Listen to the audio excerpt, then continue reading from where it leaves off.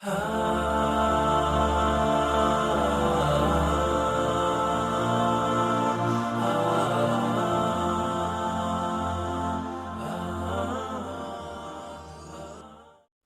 alaykum aziz do'stlar. Ushbu lavha doktor Zokir Naykning ma'ruzasidan o'zbek tiliga tarjima qilingan. Biz bu tasviriy chiqishni sizlar uchun o'zbek tilida tayyorladik. Maqsadimiz insonlarni haqiqat sari chorlash va to'g'ri yo'lni ko'rsatishdir. Lavhani oxirigacha tomosha qiling. Shuningdek, kanalimizga obuna bo'lishni, like bosishni va boshqalar bilan ulashishni unutmang. Alloh taolo barchangizdan rozi bo'lsin. Xayrli kech janob, mening ismim Simmi. Mening savolim shuki, nega ayollar islomda erlardan ajrashishga ruxsat etilmagan? Singlimiz nega islom dinida ayollarga eri bilan ajrashishga ruxsat berilmaydi deb savol berdilar. Singlim ajralish haqida gap ketganda. Umuman olganda ajralishlar 5 toifaga bo'linadi. Birinchidan, er va xotinning o'zaro roziligi bilan bo'ladi. Ikkalasi ham birinchi toifaga kiradi. Ikkinchi toifaga kelsak, bu faqat erning xohishi bilan bo'ladi. Uchinchi toifaga kelsak, agar nikoh hujjatida ayol erkakka turmushga chiqayotgani yozilgan bo'lsa va u bunga rozilik bildirsa, unda Qur'on bo'yicha odatdagidek erkakka rahbarlik hamda mas'uliyat huquqi beriladi. Men bu masalaga keyinroq qaytaman.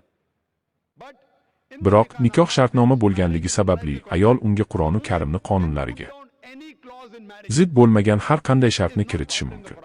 U hatto aytishi mumkin: men xohlamayman erim ikkinchi xotin olishini deyishi mumkin. Chunki islomda bir nechta xotin olish majburiy emas. Agar yigit bunga rozi bo'lsa, ular turmush quradi. Agar rozi bo'lmasa, turmush qurmaydi. Ayol boshqa yigitni topadi. Yigit esa boshqa qizni topadi. Lekin Qur'oni Karimning o'ziga zid bo'lgan shartni qo'yish mumkin emas.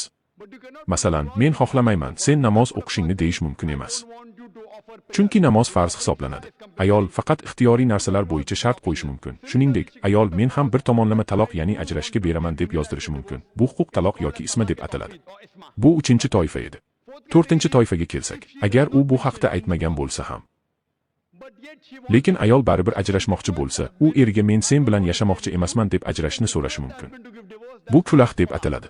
Va beshinchi toifaga kelsak, agar eri rozi bo'lmasa va eri unga yomon munosabatda bo'lsa, u qozini oldiga yordam so'rab borib, nikoh, fuskni so'rashi mumkin. Bu ajralish degan ma'noni anglatadi. Agar er unga yomon munosabatda bo'lsa, bu unga hech qanday huquq bermaydi. Buni yana qaytaraman, u qozini oldiga borib, nikohni bekor qilishini so'rashi mumkin. Shunday qilib, hatto ayol ham ajrashishi mumkin.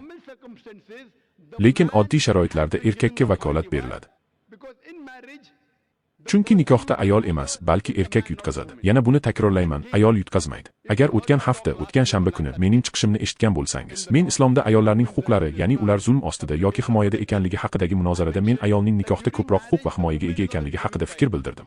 Qur'oni Karimning Niso surasining 4-bobining 4-oyatida turmushga chiqayotgan ayolga nikoh sovg'asi mahr berilishini, nikohda aynan er bo'lajak xotiniga ma'lum miqdorda mahr berishini, mahr esa istalgan miqdorda bo'lishi mumkinligi aytilgan. Shunday qilib, ayol turmushga chiqishidan oldin unga g'amxo'rlik qilish otasi va akasining asosiy vazifasidir.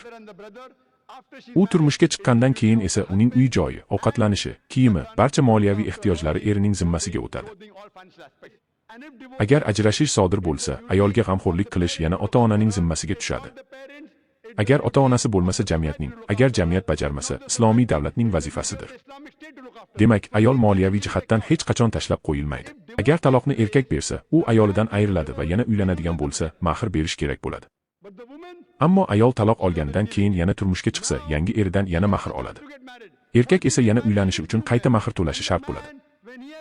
Agar ajrashish huquqi to'liq ayolga berilsa, u istasa ko'p bora turmush qurib, ajrashib, har safar yangi mahr olishi mumkin. Bunday holatda zarar ko'ruvchi faqat erkak bo'ladi. Shu sababli Alloh taolo erkakning mavqeini ham himoya qilib qo'ygan. Bundan tashqari men islomda erkakning huquqlari haqida gapiradigan bo'lsam, darhaqiqat ajrashgan taqdirda erkak ayolga qaraganda ancha qiyin moliyaviy ahvolga tushib qoladi. Bundan tashqari ayol oilasidan va jamiyatdan himoya oladi, erkakda esa bunday himoya yo'q. Shuning uchun Qodir Alloh ayollarga g'amxo'rlik qildi. Ammo agar ayol xohlasa, u ajrashish uchun ariza berishi mumkin.